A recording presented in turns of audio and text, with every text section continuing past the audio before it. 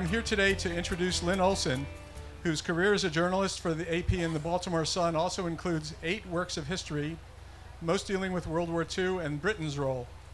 Her latest is called Madame Fourcade's Secret Role, which chronicles the work of a young woman in France who led one of the biggest and most successful spy networks in France during World War II.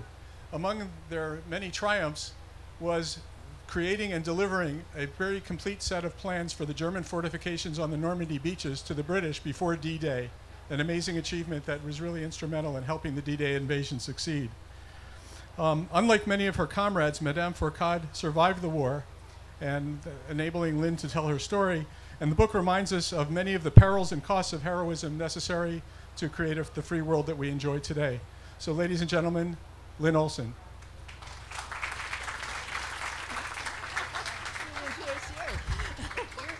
And by the way, I'm Beth Ann Patrick. I'm going to be in conversation with Lynne today. I'm a local author and critic.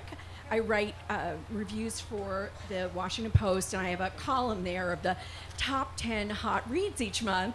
And I wanted to mention that because Madame Fourcade's Secret War was one of the top picks for the appropriate month. So I am a big fan of this book, as well as someone who is anxious to know more about it. So Lynne, thank you for being here with me.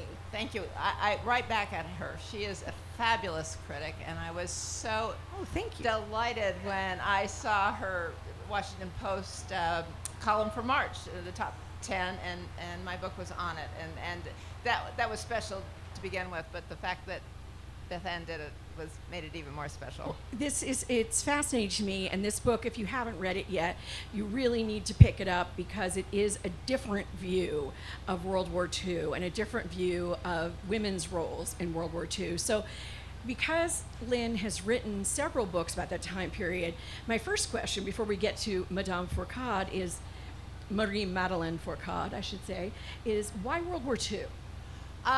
It was serendipitous. I had no idea when I was young, starting out, that I was going to be a historian. I was a journalist for 10 years, and then I decided I wanted to get away from daily deadlines, so I thought about writing books. And really had no idea what kind of book I was going to write. It took me a long time, and finally my husband and I came up with an idea that turned into a book, quite a good book, I think. It's called The Murrow Boys. It's about Edward R. Murrow and the correspondents he hired to create CBS News before and during World War II. And in the course of that book, those of you who know about Ed Murrow know that he made his name reporting from London during the Battle of Britain and the Blitz early in World War II. So we had to obviously do a lot of research about that period and that time, and in doing that research, I just fell in love with the whole topic, particularly of Britain in the early days of World War II, because Britain was on the edge of extinction at that point. I mean, basically, it was the last hope of freedom. This little island was the last hope of freedom in Europe, because Germany had conquered and occupied most of the rest of Europe. And so it was an incredibly dramatic, important, fascinating time, and so that really started me on the path. So then I wrote another book, again with my husband, and then basically one book led to another, to another, to another, to another. I kept uncovering all these, what I thought were unknown aspects of the war, and that's why I've done it. Well, speaking of uncovering, how did you first discover the story of Madame Fourcade? See, I can be the one who shills for the book. How did you discover Marie-Madeleine Fourcade's story? I discovered her when I was doing research for my last book, which is called Last Hope Island. It was about, it's about the relationship between Britain and the occupied countries of Europe, the ones that were defeated by Germany. And in that book, I read a lot about resistance movements in the various countries, obviously the French resistance movement being very important in that regard. And when I was doing research, I had already done quite a bit of research on the French resistance, but obviously I was really getting into it with this book. And I discovered her. And I just found scattered mentions of this young woman who headed she was the only woman to head a major French resistance organization in occupied France. And not only that, her organization, it was an intelligence network, and it was the largest and most influential Allied spy network in France. And I thought, my God, here you have a young woman, 31 years old, elegant, beautiful, the mother of 2 children, who just happens to be the leader of this incredible organization, and I've never heard of her. And I'm pretty well versed in World War II. And I thought, boy, if I haven't heard of her, nobody, or very few people have heard of her. And so after Last Hope Island came out, I told my editor I wanted to do a book about her because she was so fascinating. And what she did was so important, and what her network did was so important, that I really wanted to write about her. This is an unusual book for me because I usually focus on big, kind of sprawling subjects like the Anglo-American alliance, or the fight in America over whether we should have gotten into the war. This is the first time I have ever written about an individual. There are a lot of other characters in this book, but she is the main character. And it's also the first time I focused on a woman. Because I write about war, most of my heroes have been men. This is the first time it's been a woman. Write more women, please. Yeah. Write more women, Lynne, because this is, I think it's so important, not just because Madame Fourcade is compelling, but the women around her, as you discovered, are also compelling and had very important roles to play. Right. Could you tell us a little bit about a couple of them? Yeah, just very quickly. Yes. She hired, she had 3,000 agents. And that's a lot, and they were all over. They were all over France, from the north to the south, small towns, big cities, and they came from all sorts of backgrounds. But she hired more. I mean, first of all, the resistance movement in France was about as sexist as French society as a whole. In fact, was to say a lot. And so most male resistance leaders were very resistant to the idea of women being in the movement. They thought women should stay home and that men should do the fighting and the spying and the blowing up of railroads and all that. In fact, tens of thousands of women were in the resistance movement, and without the women, it could not have survived. She did her best to attract women, unlike the men. So she had a lot of very strong women, very important women around her. Her female assistant, particular, was this. She was like 19 years old when she came and to work with Marie Malin. She looked like Alice in Wonderland. She had fair hair down to her shoulders. She was really pretty, beautiful girl, and about as intrepid and as brave as you could imagine. This is Jeannie. No. This is Monique. Oh, sorry. Excuse me. So she would do things that some men were afraid to do. She was constantly getting captured and constantly getting away. She did survive the war. The one woman that I think you're referring to and who really stands out is a woman named Jeannie Rousseau, who had just graduated from one of the top elite colleges in Paris, universities in Paris. She was a brilliant young woman, spoke 5 languages fluently, just an extraordinary person. She also happened to be very pretty and kind of very coquettish and all. She decided she was going to be a spy early on, and she worked for Marie Madeleine and the network. What she did, she was an interpreter, a translator, because of her fluent German, for a bunch of French businessmen who did business with the German military occupation forces in Paris. So she was so she was their translator, and so she managed to get herself invited to all these parties that these young German officers were having in Paris after work, and they came from. They were from a spectrum of offices within the German high military headquarters, and a number of them, and so they had a really good time. There were girls, and she insisted later that there was no sex involved, that she was just there to kind of talk to them and just kind of socialize with them. And so there was liquor, and it was very relaxed, and these young officers started talking about what they did. And she would, again, very pretty, very flirtatious, kind of just bat her eyes and say, "Oh my God, you guys are so amazing. Tell me some more about what you do." And there were a couple of officers in this group that were involved in secret tests on the V-1 and V-2 terror weapons that many of you know. The V1s and V2s were used against England in the later part of the war. And they were just in development then.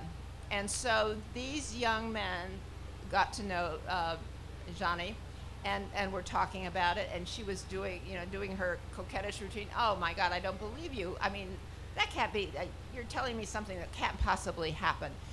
And they kept telling her, no, in fact, this is what is happening. And she kept saying, I can't believe it, I can't believe it.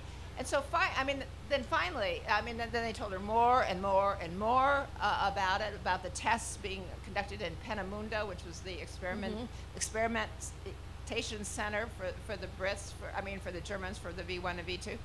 And finally, one young officer had had enough of her kind of playful disbelief, and he pulled out from his briefcase a bunch of papers, including the layout of Peenemünde, among other things, and including passes, that were used to get into this experimentation center.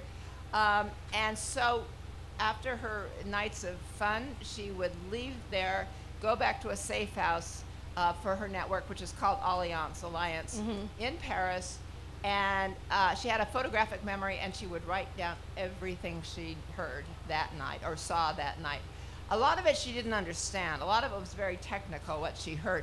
But with a photographic memory, she could remember it and write it down. So in July 1943, a huge report about, about 2 or 3 inches thick was sent from her superiors in Paris to London, and it landed on Winston Churchill's desk the next day. And it was one of the main, it was not the only reports that the British were getting about the V1 and V2s, but it was the most detailed, the most important one. And in a couple months later, the RAF conducted a bombing raid on Peenemünde.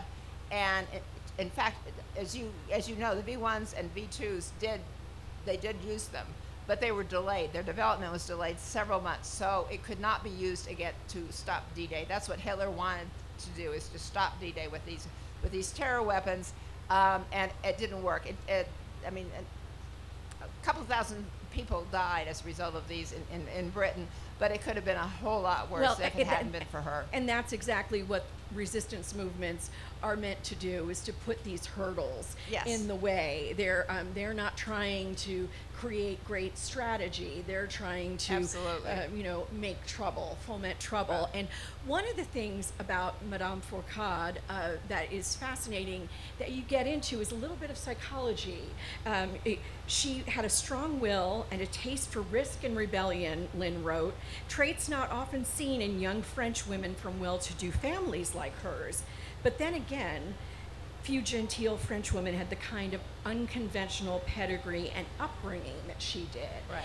And you talk about not just hers, but most resistors, about their essential contrariness. So could you tell us a bit about her upbringing and how her contrariness made her so perfect for this group of, as you say, 3,000 that she led? What Beth Ann is referring to, she did not grow up in France. She did not spend the first 10 years of her life. Right. She grew up in Shanghai. Her father was a shipping official, and if you know anything about Shanghai, which I didn't know very much about, it was kind of the center. It was kind of the center of exoticism, excitement, drama. We're talking about the late 19th century, early 20th. She was born in the early 20th century. It was an open city, which meant you didn't have to have a visa, you didn't have to have a passport. So it was filled with all these colorful characters. White Russians running away from the Bolsheviks, drug dealers, Chinese warlords, American, arms dealers. I mean, it was a really wild and woolly city. And she loved it. I mean, she and her 2 siblings, their parents were very free-spirited, and they let their children do a lot of things that most parents wouldn't let them do. They really got a chance to explore Shanghai. And Marie Madeleine, I think she probably would be kind of the same even if she hadn't been in Shanghai, but that really gave her a taste for what you talked about, for adventure and risk. Right from the beginning, she made very clear that she was her own person. She was not going to adhere to the conventions of French society. She was not going to let a man tell her what to do, order her around. And that was true all her life, or let anybody order her around for that matter. But I think that background, that upbringing in Shanghai really had a lot to do with it. She had to come back when she was about 10 years old because her father died suddenly of a tropical disease. So her family moved back to Paris. And she wanted to be a concert pianist. She studied in a conservatory, but she fell in love with a young French military intelligence officer when she was 17 and married him at the age of 18. And I think, and then I'll stop, I think one of the reasons she fell in love with him is not so much, it's partly him and partly because he was about to be sent to Morocco, which is another exciting, adventurous, risky place. And so she went with him to Morocco, had 2 children almost immediately, loved Morocco, couldn't stand her husband because he wanted her to be a typical French wife. And she left him when she was still in her early 20s and moved back to Paris with her kids.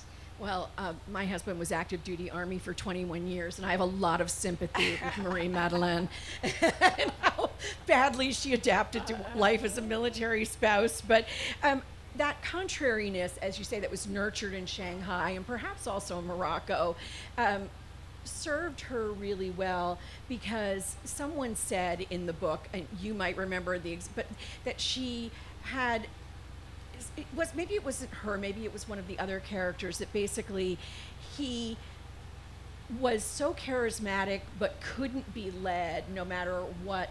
And that seems to be the same thing with Madame Fourcade. Yeah. She was someone who drew people to her, who could get secrets out of people, but she was only going to do what she wanted to do. And so I was wondering about what she gave up, because you just mentioned her children, and she did have another child after the war. And one during the war. And so you talk about in the book how her relationship with her children wasn't particularly warm, shall we say, wasn't warm and fuzzy.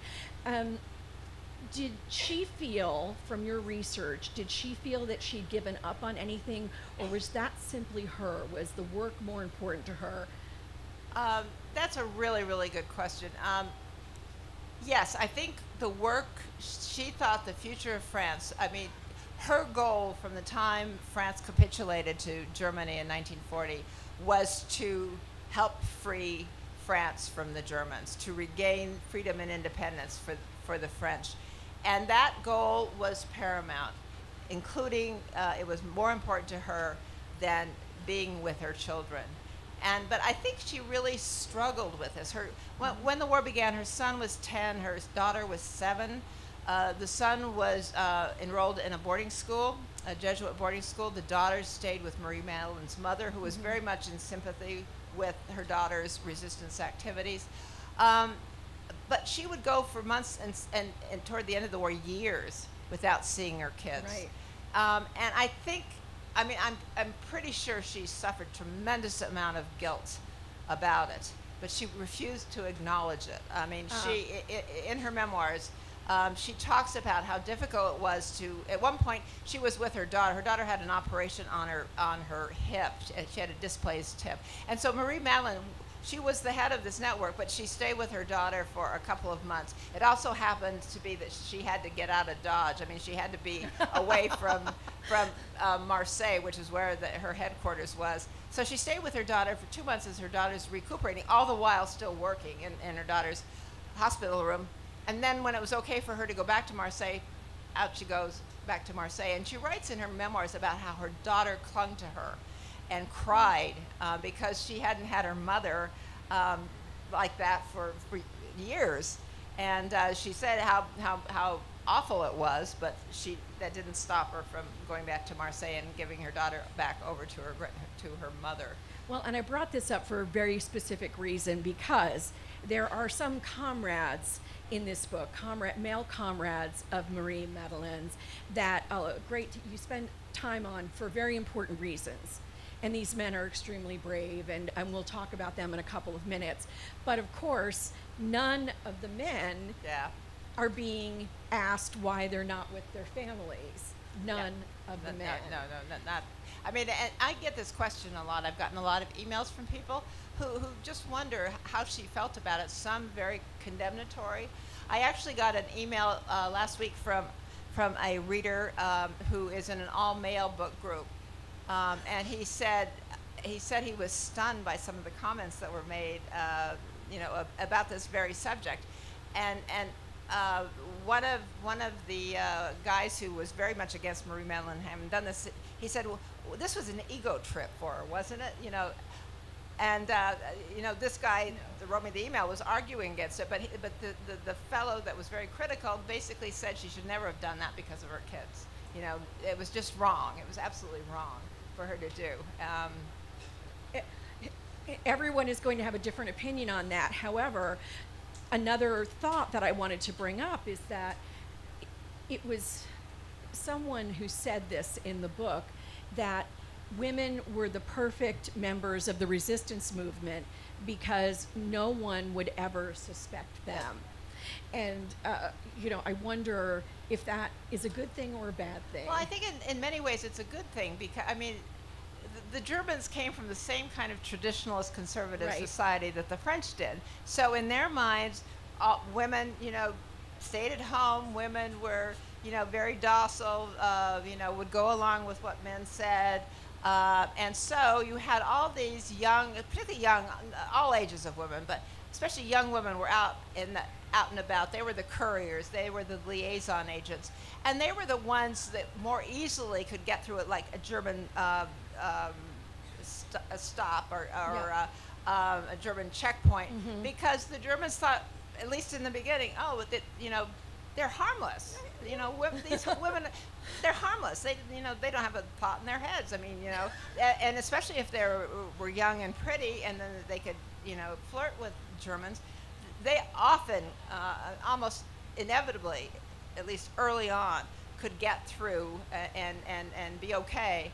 Where certainly a young man would not have that same advantage. So women were without women, as I said, the resistance movement would not have been able to function. It's fascinating because it might even have been the previous author. I'm not sure. I just read a novel about the night witches, the Russian night witches, and it's fascinating to me how different in their Stalin-esque society it was for women to join up and to become actual combatants, in the war. It completely different from France and Germany. No, so, absolutely. Has anyone else read that book? What's the name of it? Night. I think it's really good. Yes. Yeah. Thank you. Thank you. But now back to Madame Fourcade. Something else I wanted to talk about is Vichy France. I'm sure many people in the audience know a great deal about it, but some of you probably don't. And what struck me in reading the brief history that you give of it is how easily it happened. Yeah. It's absolutely, for all these people in the resistance who said, I love France, I love my country, I'm a true patriot. What in your research, not just in this book, but in your other books about World War II, do you think about that? Why do you think that was such a capitulation so quickly? One thing I think you have to keep in mind is World War I. World War I, when World War II began, World War I had only ended 20 years before.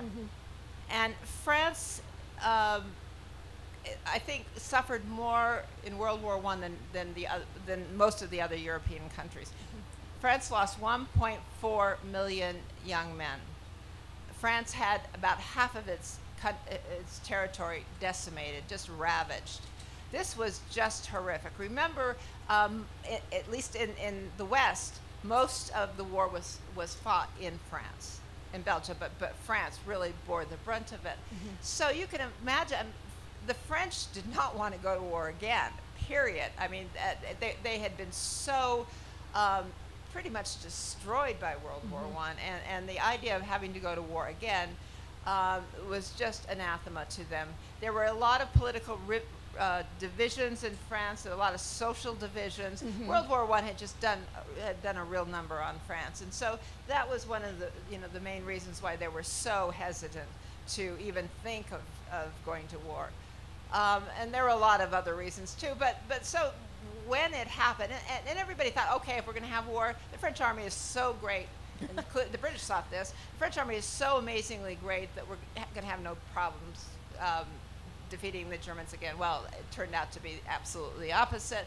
The Germans launched their blitzkrieg. France gave up within a couple of weeks.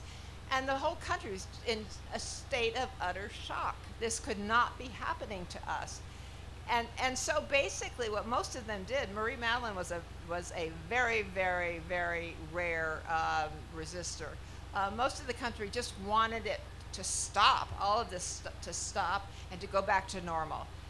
And so when the Germans took over, the French thought they were all powerful. There was no way that they could possibly resist.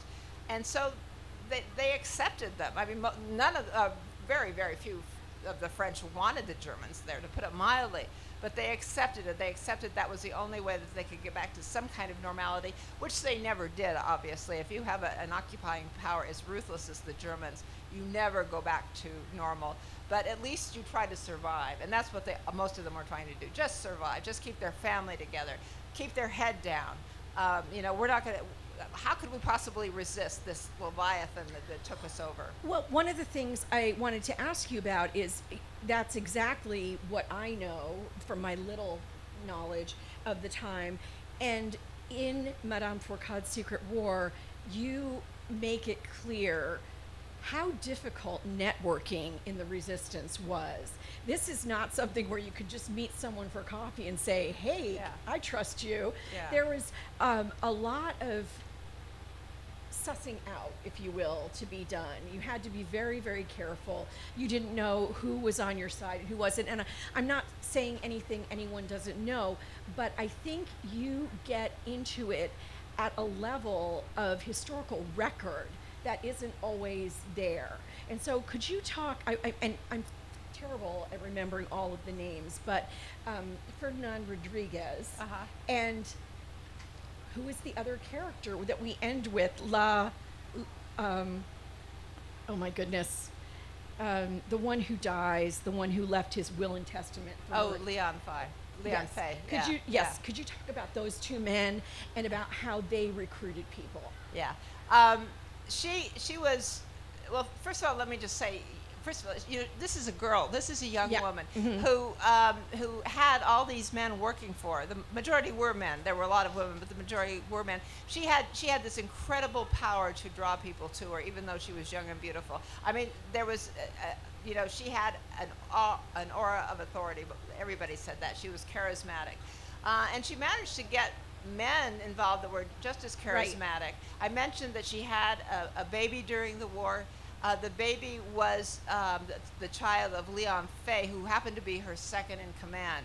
He was another passionate, daring person who was an former Air Force pilot. And so the two of them really kind of ran the network together, although she was clearly the chief.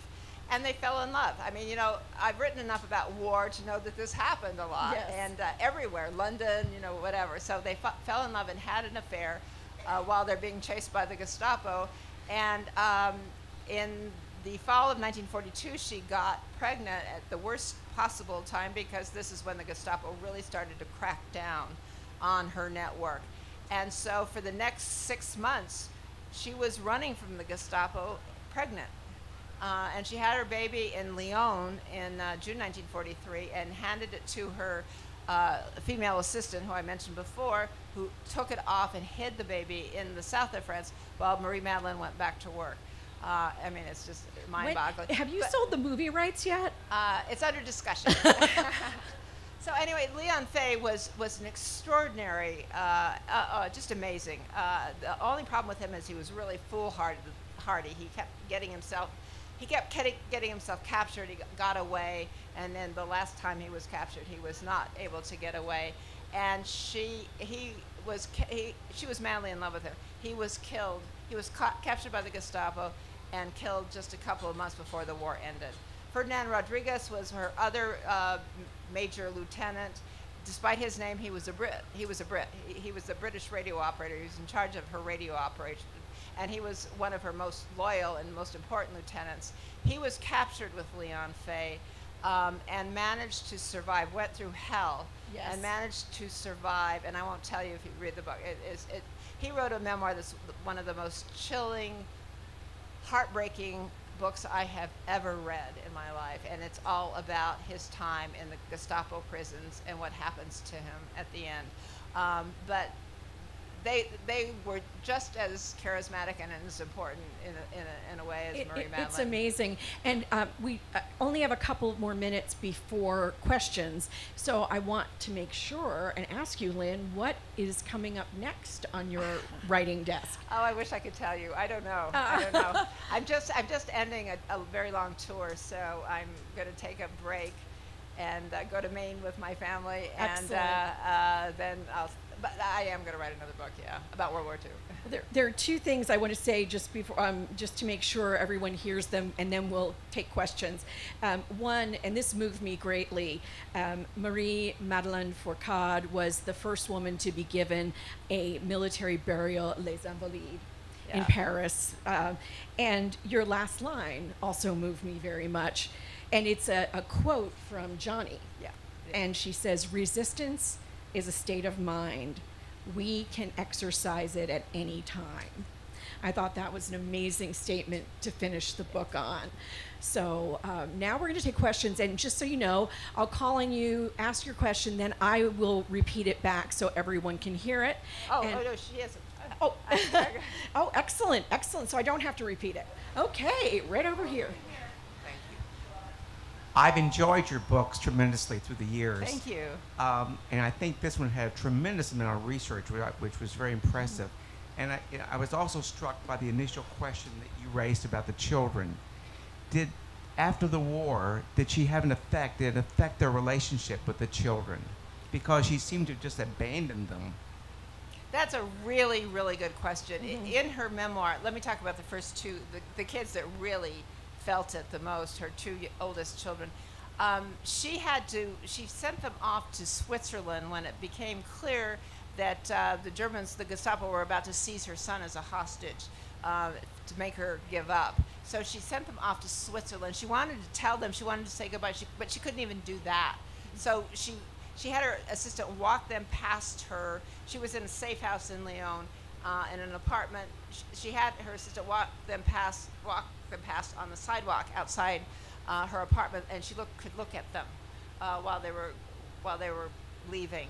And they kind of had to, I go in the book, they were kind of abandoned at the last moment, and the 12-year-old son had to get his 9-year-old sister across the border and into Switzerland. They did get into Switzerland, they survived.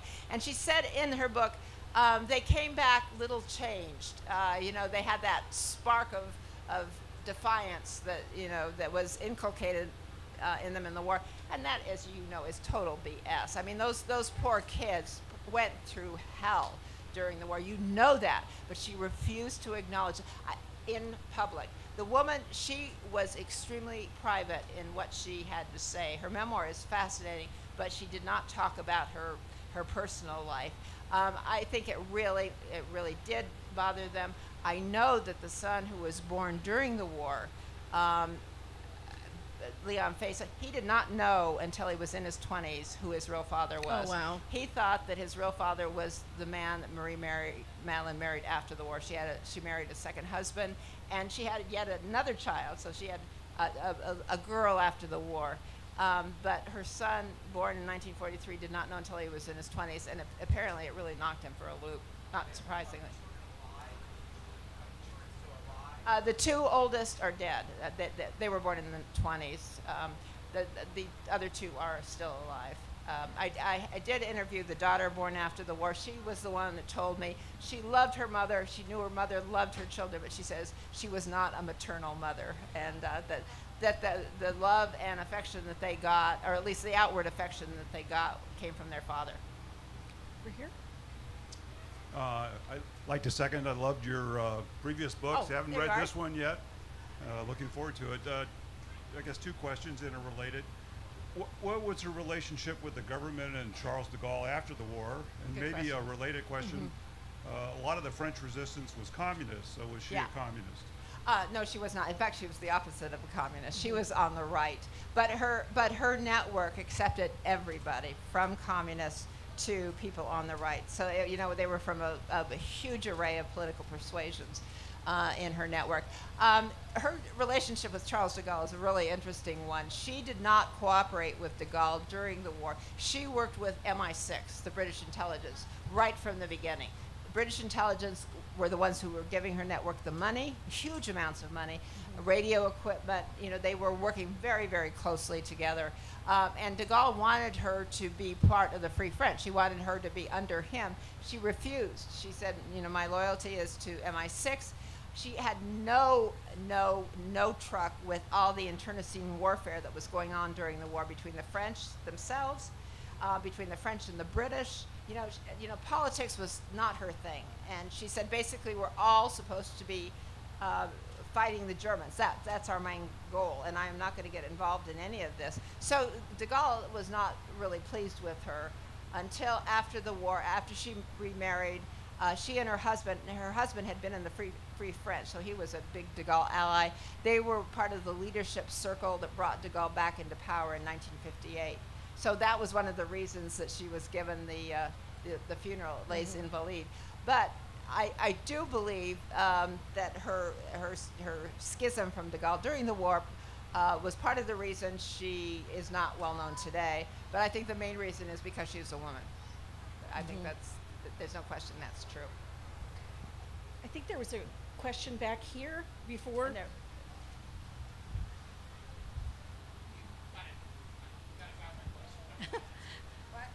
You've got a full house. It's hard for us to get people around here.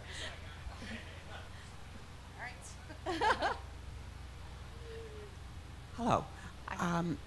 Her network, which was 3,000 people,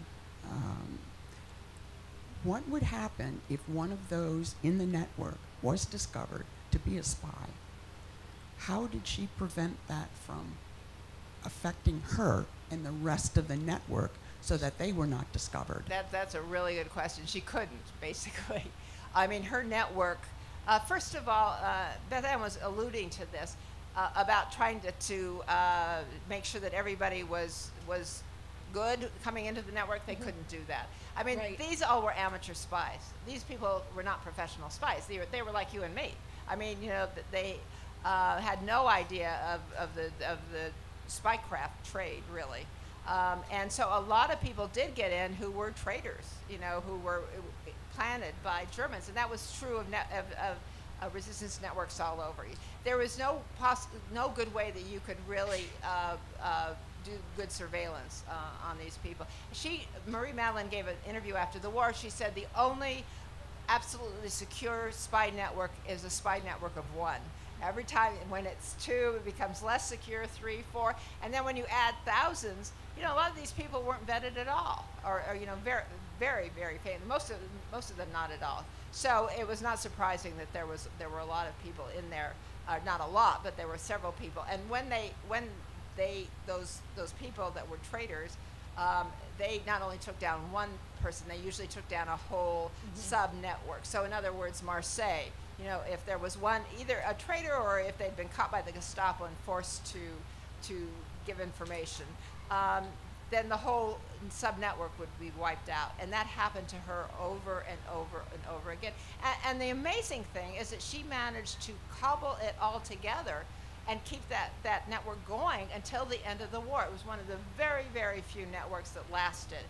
In fact, I think it was the only network that lasted as long as it did. I mean, it began in September 1940, and it ended after the war was over. So it's 5 years. I mean, that's incredible. Yeah. Thank you. I can't wait to read it. I love Second World War stories, especially of women, because we're only recently finding out how many women worked behind the scenes and contributed so much. Right. A novel recently that I have read is The Nightingale by Kristen Hanna, and I believe it was based on a real life woman in the resistance? Would it be any of the women in your book? The question is about the Nightingale, and was it the novel The Nightingale? By Kristen Hanna. Right, and it was supposedly based on a real person. No, The Nightingale is about an escape network, about a woman who helped servicemen escape. And if there is a true life model, it's Dee Dee DeJong, who ran what was called the Comet Line, which was this extraordinary escape line. Dee Dee DeJong was another young woman. She was in her 20s when she founded this, and it helped thousands of British and American servicemen, mostly pilots and airmen who had been shot down, to escape into Spain and then back to freedom. Yeah. I think we have time for like 2 more. Okay. Maybe 3. Okay. Thank you so much. I am fascinated by these women during World War II. I've read a lot of these books, and they seem to be coming up more and more now. Yeah, this year is these a bumper women, crop. Yeah, the Last Ladies of Paris, the Lilac. Yeah. I mean, they're all over the place, and they're so worthy of telling their stories. Mm-hmm. I guess my question is this, because they were always under constant every minute of their lives. Absolutely. It was, and like you said, when one was caught, the whole system went down, and she was able to somehow pull that together. And sometimes they lost hundreds of their agents. Right.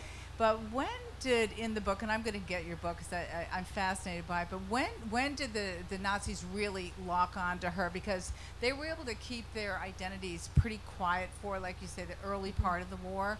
But then they really started cracking down. They started getting it, that these women were a part of the process. The Gestapo were incredibly skilled. Oh boy, were they skilled at tracking people down. I mean, you weren't safe. And in the later years of the war, they were extraordinary. I should say that she was captured twice, and both times she escaped. And I have to tell you very briefly the circumstances of the second escape, because my husband says, if you don't say, he would get mad at me if I don't discover. So she's arrested by the Gestapo in Aix-en-Provence in the south of France in July 1944, just after D-Day. They capture her. They know she's a spy. They don't know who she is. They don't know she's Marie-Madeleine Foucault, who they've been after for months. So they take her in, and to Aix-en-Provence. They put her into a military barracks jail cell. It was not a Gestapo prison. It was a jail cell. And the head guy from the Gestapo in Marseille is going to come the next day to interrogate her, and she knows that when he does, he's going to find out who she is and that it's all over. So she considers killing herself with a cyanide tablet, but she thinks, before I do that, I'm going to try to escape, see if there's any way. So it's a really hot night in Aix-en-Provence, sultry, midsummer. She's covered with sweat, not only because she's hot, but because she's terrified. And she remembers a story her father told her in Shanghai about Chinese robbers who would put oil all over their bodies. They would strip naked, put oil all over their bodies so that they could get through the bars of windows and gates on their robbing expeditions. So she decided to try it. To make a long story short, she took off all her clothes, put her dress between her teeth, and managed to, she was about 5'6", but very, very slender, managed to ease her body with a lot of pain through the bars of this jail cell, and she escaped and got back to Paris. It's an amazing story, and it's all true. I'm sorry, I had that on the question list and we didn't get there. I mean, this woman's life is just unbelievable. You would not believe it if it were in a novel. What's astonishing to me is that she managed to keep her cool through all of this. And it was constant, day after day after day, of tension, terror. She didn't eat. She smoked 3 packs of cigarettes a day. She couldn't sleep. She had nightmares. I mean, it was just, but she kept going.